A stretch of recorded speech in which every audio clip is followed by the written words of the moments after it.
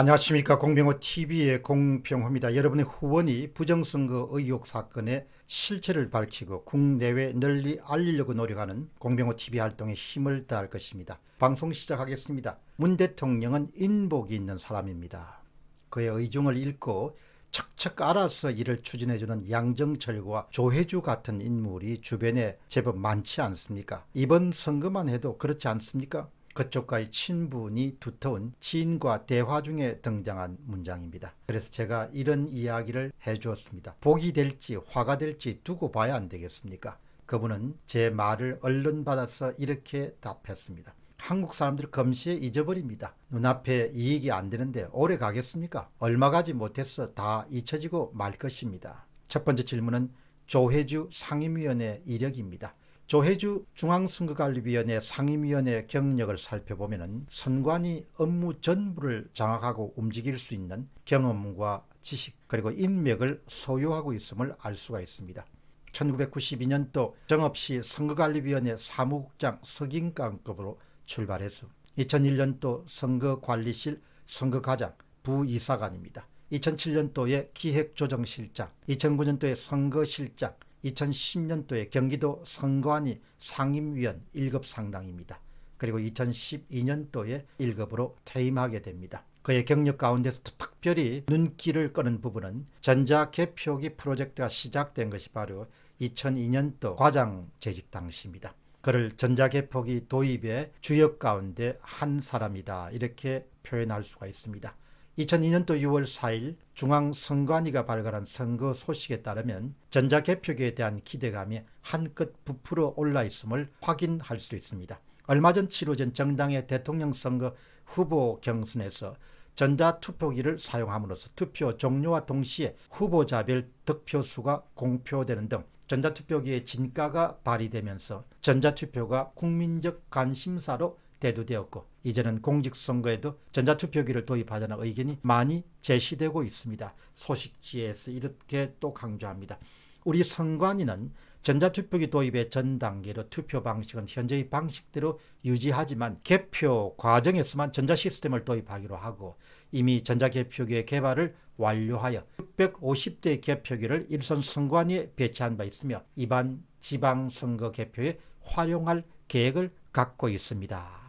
지금까지도 개표소에 사용하는 분류기, 개수기, 제어용 컴퓨터 등이 통신 장비가 없는 기계장치라고 중앙선거위는 일관되게 주장하고 있습니다.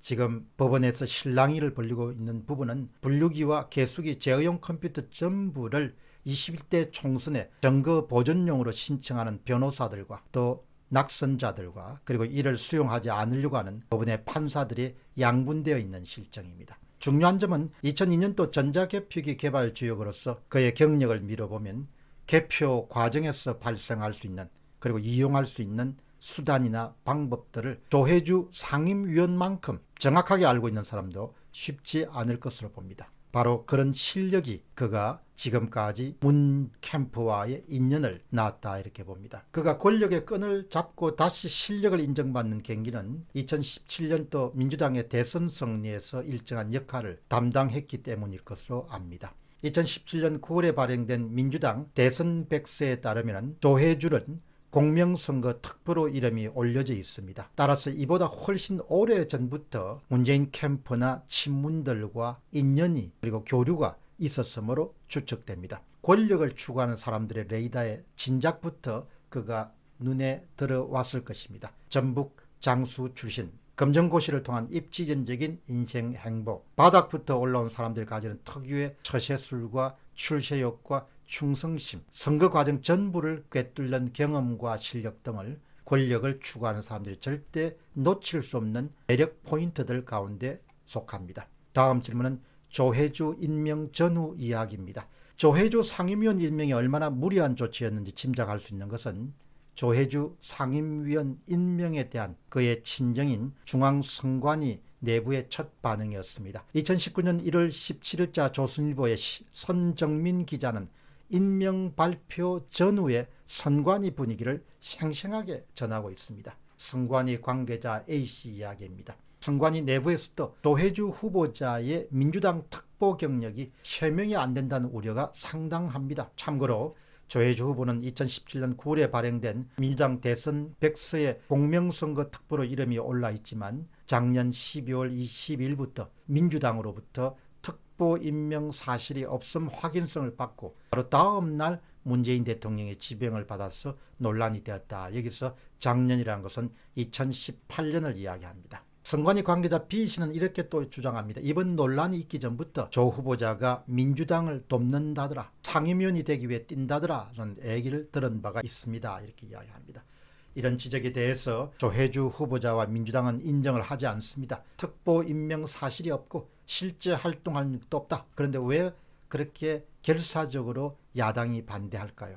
이것도 거짓일 가능성이 굉장히 높다는 겁니다. 특히 조혜주 후보자는 지난 총선에서 선거방송심의위원을 지내면서 민주당에 유리한 편파 심의를 했다는 지적을 받기도 했습니다. 선관위 관계자 C씨는 또 이렇게 주장합니다.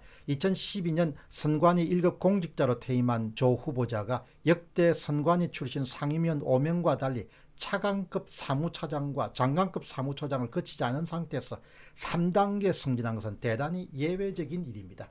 의도가 있는 무리한 인사라고밖에 볼 수 없습니다. 대단히 중요한 점이죠.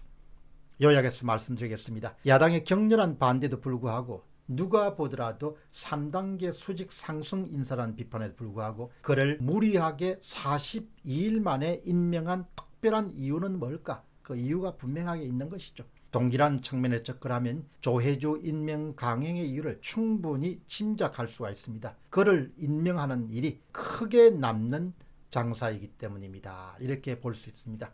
문재인 대통령은 조혜주만큼 총선과 대선에 도움을 줄 수 있는 적임자는 없다라고 판단하였기 때문에 무리수를 두서라도 야당의 반대도 불구하고 청문회도 생략한 채 임명했을 것입니다. 직무에 정통한 사람들도 여럿이 있겠지만 충성도까지 겸비한 사람들을 만나는 것은 쉽지 않습니다. 바로 이 점을 높이 샀기 때문일 것입니다. 이렇게 기울어진 운동장으로 4.15 총선이 치러지게 되었습니다. 그렇지 않아도 선거관리위원회 상임위원은 구조적으로 힘이 너무 센 자리이기 때문에 이런 자리에 정치적으로 중립적인 않은 인물이 임명되는 것은 무척 위험한 일입니다. 결국 전직 및 현직 선거관리위원회 직원들이 정치권에 줄서기를 하지 않을 수 없을 것으로 그 당시에 이미 임명 당시에 사람들이 추측했습니다. 4.15 총선이 끝난 직후부터 사람들의 입에 양정철과 조혜주와 양정철의 이름이 오르게 된 전후 사정을 여러분들이 보시면은 조혜주의 역할을 충분히 짐작하고도 남음이 있을 것으로 봅니다. 하나 알리겠습니다. 제가 영어 방송을 시작했습니다. 여러분들이 유튜브 채널에서 공병호 TV, GONGBYEONGHO 공병호 TV나 그다음 공TV, GONGTV를 누르시고 구독해 주시면은 여러분의 구독이 나라를 반듯하게 구하는 데 크게 기여할 것입니다. 공병호 TV의 공병호였습니다. 감사합니다.